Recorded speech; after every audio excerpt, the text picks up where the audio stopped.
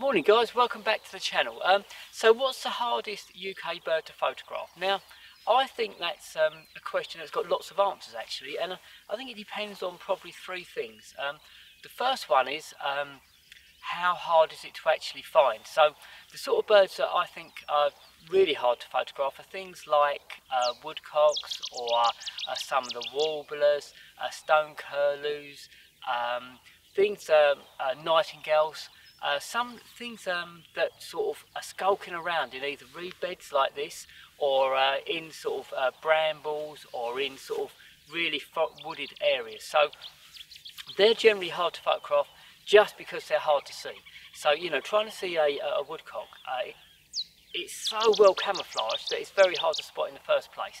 Some of the warblers, you know, they're skulking around sort of in the reed beds, and it's not often you see them. You've got to wait for them to pop up to the top of the reed beds, and you would want a morning like we've got this morning, a really still day. So the same for bearded tits, although they're not that hard to photograph because there's quite a few of them around, and they do pop up on a reasonably regular basis. So firstly, and nightingales of course, they're always sort of hanging around in sort of thick undergrowth, and they sort of pop up to call, but it's very hard to spot them. So I'd say really the first sort of group of birds that are really hard to photograph in the UK are those ones that are actually hard to spot in the first place. Then you've got the second section, or the second grouping, and I think that will be the ones that are technically hard. So the really fast birds, you know, the ones that it's hard just to get in focus sometimes, and they fly out, they're across the sky before you know it. And things like hobbies will be a good example, I think. They're really quick and manoeuvrable, small birds of prey. I did a video last week on kestrels, and they're quite easy technically to photograph because they'll just stay up in the air, they'll hover while they're looking for their prey, so it's easy to spot them and you know, actually get on and photograph them. But other birds are a lot more manoeuvrable, you know, such as hobbies, I think they're harder.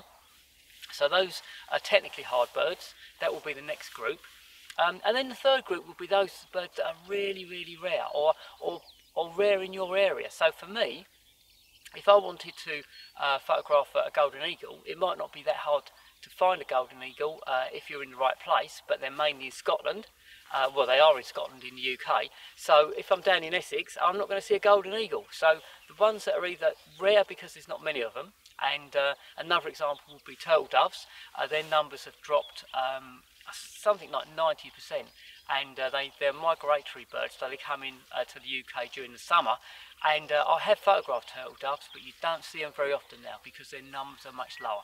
So rare birds that are either rare due to their numbers or rare to you because they don't actually occur in the area you're in. So all of those birds would be hard to photograph, or all of those categories of birds. And then I think as photographers, we always have one bird that's just hard to photograph, that's just peculiar to us. And I'll tell you what my one is in a minute. Here's an image of a hobby, fantastic little birds of prey. Their main source of prey are insects on the wing, so insects in flight. They'll take dragonflies, they'll take damselflies in flight, and often they'll actually eat them in flight as well. So they're very quick, they're very manoeuvrable, and quite hard to photograph because of those technical aspects. And then if you look at this picture here, this is a female reed bunting.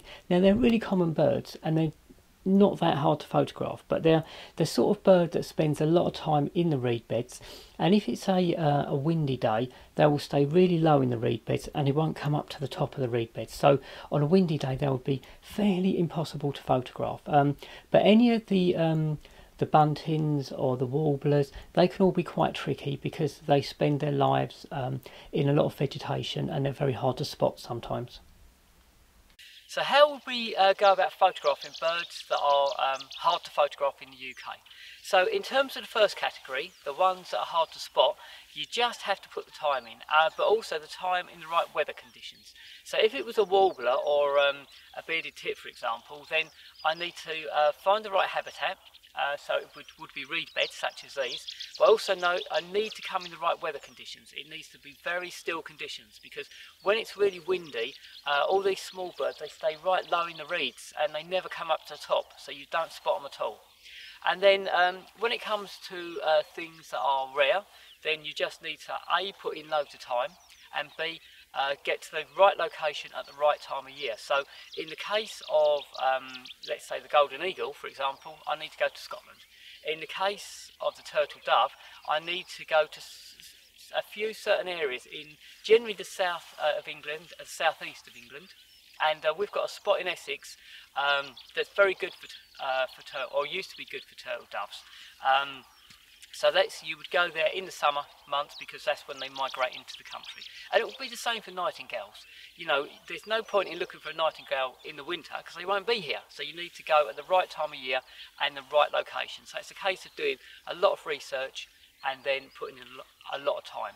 And then when it comes to the ones that are technically hard to photograph, you know, the fast manoeuvrable birds that won't be around for very long, again it's patience, but it's also knowing your camera kit. You need to know how all the autofocus modes work. You need to make sure that you can read your exposure histogram. You need to make sure that the exposure is going to be, you've got the right exposure before that bird actually comes past, because you might only get one chance. You might get one chance of that hobby, or one chance of that peregrine falcon, because they are so quick and they've gone like an instant, in an instant.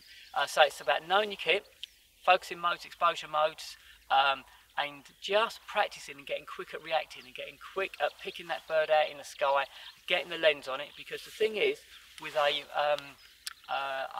long lens, and this is a 200 to 500, when I'm up at 500 millimeters, I've got a very narrow angle of view, so it's quite hard to pick the bird out. Now if it's a zoom lens, you can zoom back out again, find the bird in the sky and then zoom in on it, and that's a really good way of finding that bird. But if you're using a prime lens, so if I'm using my 600 millimeter prime, then I've just got to get good at being able to pick that bird out from a narrow angle of view. So I've only got a little chunk of the sky I'm looking at. And then when it comes to birds, you know, that are hard for us personally, yeah, you've just got to keep trying. You know, wildlife photography is about persistence and it's about patience. So what's my personal hardest bird in the UK to photograph? Now for me, one of the birds that I have an absolute nightmare trying to get is the bittern. It's a reed bed bird and it skulks around in the reeds. Now it's not the hardest bird in the UK to photograph.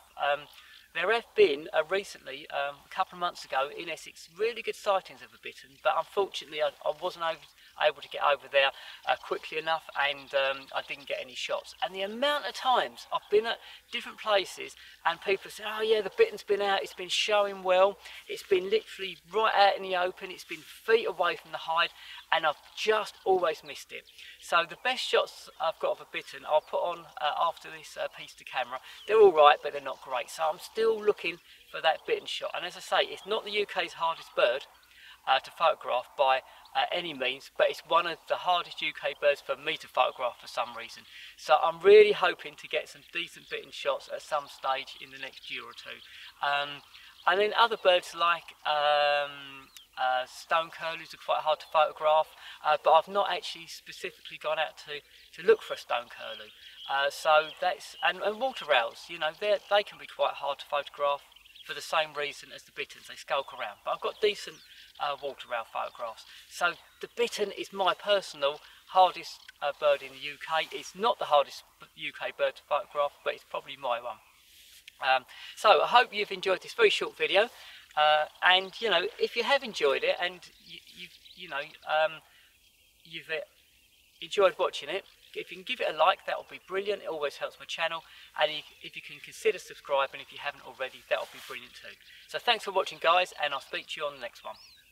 So these are the best shots of a bittern that I've got up to date, and it was a nice experience because this bittern was wandering around the reed beds, and that's what they do, they stay really down low in amongst the vegetation, and it was fishing. So on the first shot you can see it's looking down, and then it just kept changing position, it wandered round, the light was a little bit harsh, and the biggest problem with these pictures is I was in a fixed height, and I'm shooting from too high an angle, so I'd like to be much lower.